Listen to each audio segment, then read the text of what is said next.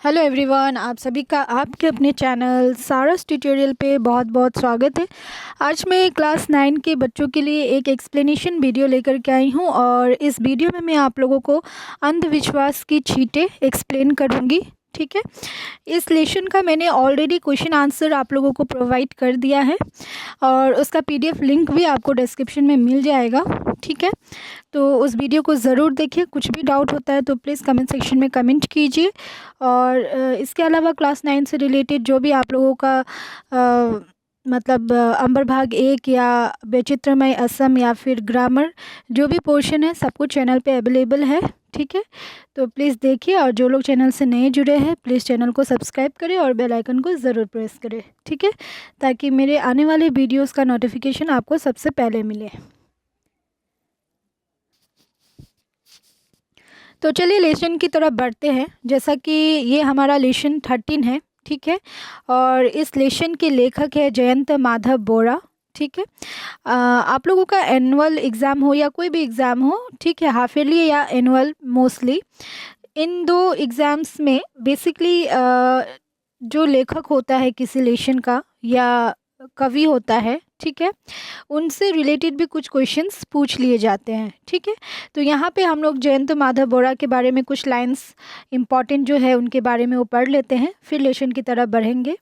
यहाँ पे देखिए, असम राज्य के देरगांव में जन्मे प्रसिद्ध कहानीकार जयंत माधव बोरा ने डिब्रूगढ़ विश्वविद्यालय से भौतिक विज्ञान में एमएससी की है। इसके बाद वर्तमान में वे असम सरकार के सचिवालय में शिक्षा विभाग के एक अधिकारी के रूप में कार्यरत है।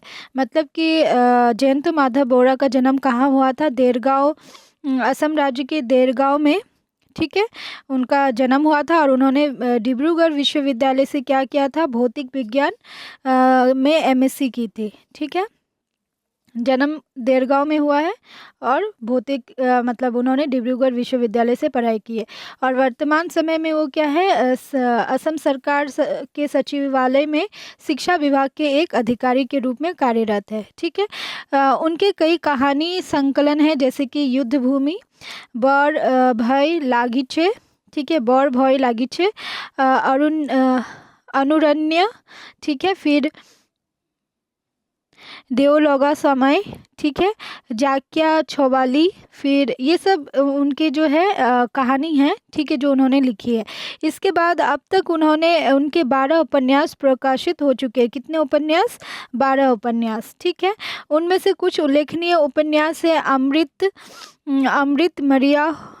अमृत, उसके बाद मरिया होला, आजान, फकीर, मायंग, जादूर, देशोर, गोपन कथा, ठीक है, इस तरीके का। ये सब आप लोग थोड़ा सा मतलब इस सब पे भी ध्यान दीजिएगा, क्योंकि पोएट से रिलेटेड या राइटर से रिलेटेड क्वेश्चंस भी एग्ज़ाम में आ जाते हैं। ठीक है, इसके बाद देखिए, बाल साहित्य, अनुवाद साहित्य आदि क्षेत्रों में भी उनका अवदान उल्लेखनीय है।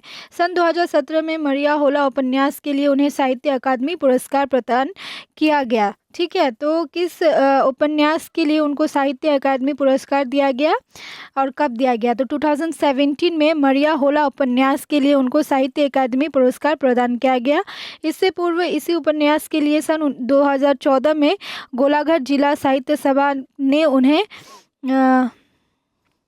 सैयद अब्दुल मालिक पुरस्कार प्रदान किया था। ठीक है, और सन 1987 में उनके अमृत उपन्यास के लिए असम साहित्य सभा की ओर से गिरिधर शर्मा पुरस्कार प्राप्त हुआ था। ठीक है, तो ये सब जो उनको क्या क्या उपन्यास मिले हैं, क्या क्या पुरस्कार मिले हैं, सॉरी, वो सब आप लोग ज़रूर पढ़िएगा, क्योंकि ये सब से रिलेटेड क्वेश्चंस आते ही हैं। ठीक है, यहाँ पे देखिए, 2013 में उनकी जाक्या छवाली कहानी संकलन के लिए असम साहित्य सभा की ओर से अंबिका गिरी राय चौधरी पुरस्कार प्राप्त हुआ था। ठीक है, तो ये सब कुछ उनके बारे में इम्पॉर्टेंट बातें। ठीक है, तो ये सब ध्यान में रखिएगा। हो सके तो आप लोग अंडरलाइन कर करके उसको थोड़ा सा रेगुलर बेसिस पे रीड करते रहिए, आप लोगों को ऐसे लर्न हो जाएगा। ठीक है, अब चलिए लेसन की तरफ बढ़ते हैं। तो लेसन क्या है? हमारा अंधविश्वास की छींटें। ठीक है, अंधविश्वास मतलब क्या होता है? ठीक है, ये जो अंधविश्वास है इसका मतलब क्या होता है, सुपरस्टिशियस, है ना। आज के ज़माने में भी जब साइंस एंड टेक्नोलॉजी इतनी डेवलप हो चुकी है फिर भी लोग क्या है, अंधविश्वासी है। पुराने जो मतलब पुरानी रूढ़िवादी जो प्रथा है उनको आज भी लोग फॉलो कर रहे हैं। ठीक है, तो यहाँ पे अंधविश्वास के बारे में ही बताया गया है। तो चलिए देखते हैं इस लेसन को। देखिए पहली लाइन क्या है, डॉक्टर सर्वपल्ली राधाकृष्ण के अनुसार अंधविश्वास या कुसंस्कार पूरे संसार के समक्ष एक बहुत बड़ी समस्या है। ठीक है, 21वीं सदी में मानव समाज के लिए यह निस्संदेह एक अभिशाप है। वर्तमान समय में असम प्रांत की यह एक प्रमुख समस्या है। ठीक है, यहाँ पे देखिए किसने मतलब अंधविश्वास को एक मतलब समाज के सामने एक बहुत बड़ी समस्या कहा है। किसने कहा है, डॉक्टर सर्वपल्ली राधाकृष्ण, जिनके जन्मदिन को हम लोग टीचर्स डे के रूप में सेलिब्रेट करते हैं। उन्होंने ही क्या कहा है कि अंधविश्वास क्या है, एक मतलब अंधविश्वास या कुसंस्कार क्या है, जो हमारा ये समाज है, हमारा जो ये संसार है उसके सामने एक बड़ी समस्या है। ठीक है, 21वीं सदी में मानव समाज की निसंदेह एक मानव समाज के लिए यह एक निसंदेह एक अभिशाप है। ठीक है, अभिशाप क्यों कहा गया है, देखो अब दुनिया इतना डेवलप हो गया है, हम लोग 21वीं सदी में जी रहे हैं जहाँ पे साइंस और टेक्नोलॉजी ने इतना मतलब इतना डेवलप हो खुद को कर लिया है, मतलब कि हम लोग इतने साइंस और टेक्नोलॉजी के मामले में इतना आगे बढ़ गए हैं, चांद तक लोग पहुँच चुके हैं, मंगल तक पहुँच चुके हैं। तो उस जेनरेशन में अगर कोई सुपरस्टिशियस है, कोई अंधविश्वासी है, तो वो हमारे समाज के लिए क्या है, वन काइंड ऑफ अभिशाप ही है। अंधविश्वास क्या करता है, हमें आगे बढ़ने से रोकता है। ठीक है, हमें आगे बढ़ने नहीं देता। हम लोग वही रूढ़िवादी प्रथा जो सदियों से चली आ रही है, मानव धारणा को फॉलो करते आते हैं, इसीलिए इसे क्या कहा गया है, अभिशाप कहा गया है। और ये सबसे बड़ी समस्या कहाँ की है, ये सबसे बड़ी समस्या है हमारे वर्तमान असम प्रांत की। ठीक है, तो बेसिकली यहाँ पे असम से रिलेटेड ही बातें की गई है। ठीक है, तो चलिए आगे बढ़ते हैं। आगे देखिए, विश्व में दिन प्रतिदिन बढ़ रहे भूमि, जल तथा वायु के प्रदूषण, कोलाहल, ठीक है, की बढ़ती मात्रा आदि मिलकर समस्त जीवकुल के जीवन धारण के अनुपयोगी एक प्रतिकूल परिवेश का सृजन करके हमारे समक्ष एक चुनौती बन चुके हैं। ठीक है, तो देखिए अभी जो हमारा ये जो वर्ल्ड है, ठीक है, इसमें क्या हो रहा है, डे टू डे, दिन प्रतिदिन मतलब डे टू डे क्या हो रहा है कि पॉल्यूशन बढ़ रही है। ठीक है, चाहे वो भूमि पॉल्यूशन हो, जल पॉल्यूशन हो, या वायु पॉल्यूशन हो, या फिर साउंड पॉल्यूशन है। ठीक है, तो ये क्या है, ये सारी प्रदूषण क्या कर रहे हैं, हमारे जीवन धारण के लिए क्या है, एक अनुपयोगी का मतलब होता है जो यूज़फुल ना हो। ठीक है, तो अनुपयोगी, जिसका कोई उपयोग नहीं है, ऐसी परिस्थितियां हमारे सामने प्रस्तुत कर रही है। अब समाज में या हमारे एनवायरनमेंट में जो पॉल्यूशन बढ़ रहा है डे टू डे, उसके वजह से क्या हो रहा है कि हम लोग जो लाइफ जी रहे हैं उसके विपरीत में जो परिस्थितियाँ उत्पन्न हो रही है वो हमारे लिए क्या है, एक चुनौती की समान है। ठीक है, तो ये एक प्रॉब्लम तो है ही लाइफ में, हमें ये प्रॉब्लम फेस करना पड़ ही रहा है डे टू डे। इसके अलावा भी समाज में और भी बहुत सारी समस्याएं हैं जिनके बारे में आगे पढ़ते हैं। चलिए यहाँ पे देखिए, इधर मानव समाज में अनेक परंपरागत अंधविश्वास या कुसंस्कार इस प्रकार हावी होती जा रहे हैं कि वे प्रेम, ममत्व, पारस्परिक भ्रातृत्व बोध, यहाँ तक कि सामग्रिक रूप से मानविक मूल्यबोध को धीरे धीरे विलुप्त कर मानव समाज को कलुषित करने के कार्य में जी जान से जुट गए हैं। तो यहाँ पे बेसिकली लेखक के कहने का मीनिंग यही है कि हम लोग आज ऐसे सिचुएशन में है जहाँ पर हर तरफ पॉल्यूशन ही पॉल्यूशन है। वो हमारे सामने एक मतलब बहुत जटिल परिस्थिति उत्पन्न कर ही रही है, हमारे सामने एक बहुत बड़ी समस्या है ही। इसके बावजूद हमारे समाज में जो परंपरागत रूप से, ठीक है, परंपरागत अंधविश्वास या कुसंस्कार इस प्रकार हावी होती जा रही है कि वे क्या कर रही है, प्रेम मतलब प्यार, ममत्व, किसी के प्रति ममता रखना, ठीक है, पारस्परिक भ्रातृत्व बोध मतलब कि मिलजुल करके रहना, भाईचारे के तौर पे रहना, यहाँ तक कि सामग्रिक रूप से मानविक मूल्यबोध को धीरे धीरे विलुप्त कर मानव सभ्यता को क्या कर रहा है, कुलुषित कर रहा है। तो जो मानव सभ्यता है उसको क्या कर रहा है, कुलुषित कर रहा है। हमारे समाज में जो अंधविश्वास और सुपरस्टिशियस और जो ये कुसंस्कार फैली हुई है उसके वजह से क्या हो रहा है, लोगों के बीच में भाईचारे का जो फीलिंग है वो ख़त्म हो रही है, ठीक है, लोगों के प्रति प्यार नहीं है, पारस्परिक मतलब साझेदारी नहीं है किसी बात के लिए। तो ये सब क्या कर रहा है, हमारा जो मानविक मूल्यबोध है, हमारा जो मॉरलिटी है, ठीक है, उसे क्या कर रही है, धीरे धीरे विलुप्त कर रही है, मतलब गायब कर रही है, और मानव सभ्यता को क्या कर रही है, खराब कर रही है। कलुषित करना मतलब खराब कर रही है, ठीक है। आगे चलिए बढ़ते हैं। यहाँ पे देखिए, सामान्य जनता की स्वस्थ जीवन धारा को विपर्यस्त कर समाज को अशांत और अस्थिर बना रहे हैं, परंतु अंधविश्वास तथा इसके साथ साथ अफवाहों का सृजन भी मनुष्य ही करता है। मतलब कि यहाँ पे देखिए, सामान्य जनता के स्वास्थ्य जीवन धारा को क्या कर रहा है, विपर्यस्त का मतलब होता है विपत्ति में डालना, ठीक है। तो जो समाज में जो अंधविश्वास और कुसंस्कार फैली हुई है वो क्या कर रहे हैं, हमारे हेल्दी लाइफस्टाइल को क्या कर रहा है, मतलब विपत्ति में डाल रहा है, प्रॉब्लम में डाल रहा है। बट ये जो अंधविश्वास और ये जो अफवाहों का सृजन होता है, ठीक है, सृजन होता है मतलब ये जो अंधविश्वास से निकलती है, अफवाहें फैलती है, इसका सृजन कौन करता है, इसको बनाता भी कौन है, मनुष्य ही बनाता है। मतलब हम लोग में से ही कोई ये अंधविश्वास समाज में फैलाता है, अफवाहें फैलाते हैं, ठीक है। आगे चलिए बढ़ते हैं। ये परंपरागत अंधविश्वास या कुसंस्कार तथा इसके साथ ही फैलने लगी अफवाहें हमारे समाज व्यवस्था को प्रदूषित करते हैं। समाज में युग युग से पनप रहे भाईचारे को भूल कर लोग एक दूसरे के शत्रु बनने लगे हैं।